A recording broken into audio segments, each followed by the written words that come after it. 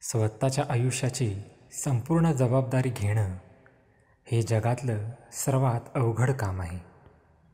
कारण ह्या तक्रारीची तलवार आणि दोषाची ढाल सोडावी लागते.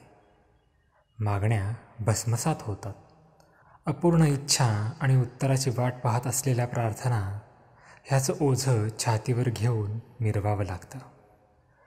देवासमोर जोडले जाणारे हात फक्त कृतज्ञपोटी एकत्र येतात.